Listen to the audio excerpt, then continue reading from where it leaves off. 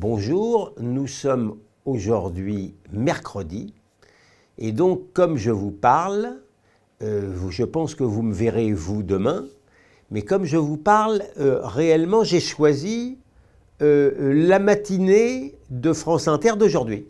Si ça avait été hier, je vous aurais parlé de celle du lundi, du mardi, et vous me voyez là où je veux en venir. Donc aujourd'hui, ça n'a rien d'arbitraire, c'est aujourd'hui, mercredi. Alors ça a commencé, ça a bien commencé, je ne peux, pardon, ne m'en veuillez pas, mais je ne peux pas non plus, même si je suis le décodeur patenté de France Inter, je ne peux pas non plus veiller constamment, jour et nuit, sur France Inter. Donc je vous parle de la tranche matinale à laquelle j'ai assisté.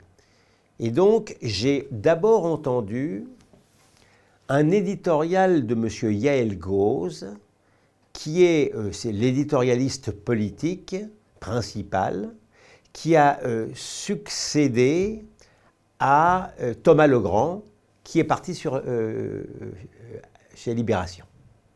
Et donc, Yael Gauze expliquait tranquillement que la Macronie, qui prétendait ne pas vouloir surfer sur la peur parce qu'elle décidait de faire un lien, vous vous rendez compte, c'est terrible.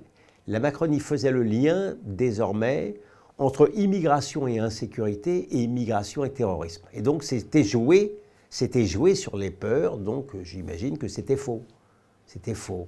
Donc, et d'autre part, pour le même prix, M. Yael Gauze nous disait de toute façon en plus, hein, que ça nous plaise ou non, maintenant il y a le réchauffement climatique et que par conséquent, on n'y peut rien.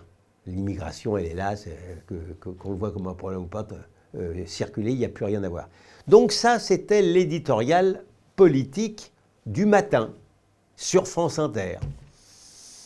Bien, donc c'était un peu spécial, mais j'imagine que Yael Gauze va partir lui aussi, quand il aura fini avec France Inter, il sera engagé à Libération. D'ailleurs, son patron, Nicolas Demorand, il était le patron de Libération. Donc il y a une sorte de courant dans les deux sens entre France Inter et Libération. Et entre nous soit dit, c'est un courant mainstream, si je veux dire, enfin j'aimerais bien qu'il soit mainstream. En vérité, c'est un courant plutôt de l'extrême gauche. Hein. Mais c'est assez cohérent, finalement, ce passage chez les uns et chez les autres. Ça me paraît effectivement assez cohérent idéologiquement.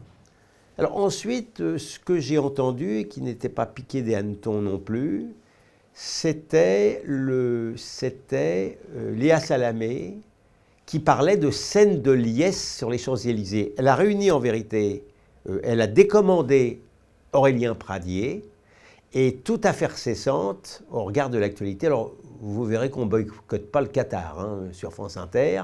On faisait une spéciale avec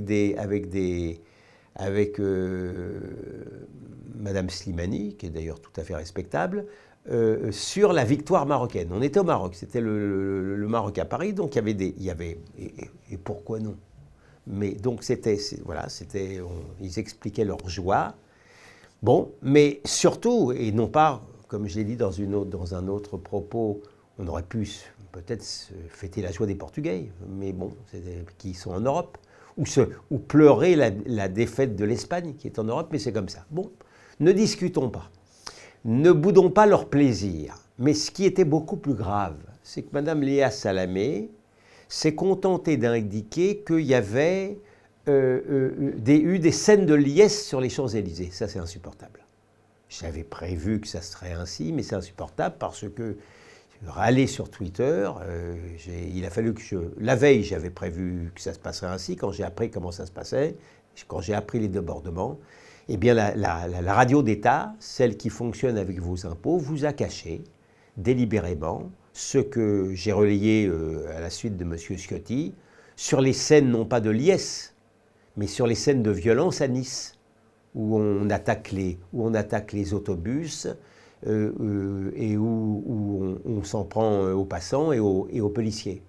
Voilà la scène de liesse. Et puis pire encore, puisqu'il s'agissait des Champs-Élysées, selon Madame Léa Salamé. Ils ont caché le fait que j'ai également reproduit sur Twitter de manifestants que j'imagine marocains, très joyeux, et encore plus joyeux, non seulement joyeux de leur victoire, mais également très joyeux d'enflammer, de brûler un drapeau israélien avec l'étoile de David. Voilà ce qu'on appelle une scène de liesse sur France Inter. Ensuite de quoi il y a eu aussi un peu...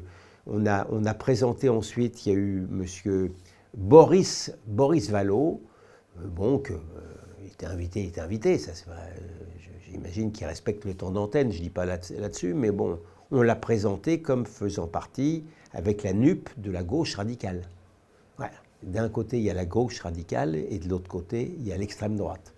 Tant que les gens de droite seront suffisamment stupides chez Zemmour ou chez Le Pen pour ne pas saisir l'Arcom ou ne pas faire ce qu'il faut faire sur le plan juridique pour être toujours dans ce strabisme politique, on n'en sortira pas. Hein.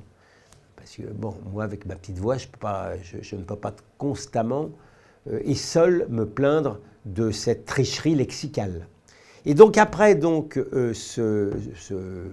Boris Vallaud a défilé ses lieux communs, mais qu'il a le droit de défiler, on a eu la responsable média de France Inter, avait deux invités.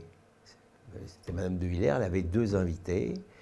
Elle a commencé par inviter une écrivaine marocaine qui parlait de son papa marocain qui était gueule noire dans les mines de charbon en France. Et ensuite, elle a invité un acteur pour parler du film sur l'assassinat de Malik Oussekine. Voilà. Donc si vous voulez, séparément, j'aurais rien à en dire, mais ce matraquage incessant du matin jusqu'au soir a quelque chose de lamentable, a quelque chose d'exaspérant, a quelque chose d'inacceptable. Et pourtant, c'est ce qu'ils font. Et encore, je vous fais grâce de la revue de presse très choisie de M. Claude Askolovitch. Donc voilà, c'était ma matinée sur France Inter, mais c'était un matin comme tous les matins.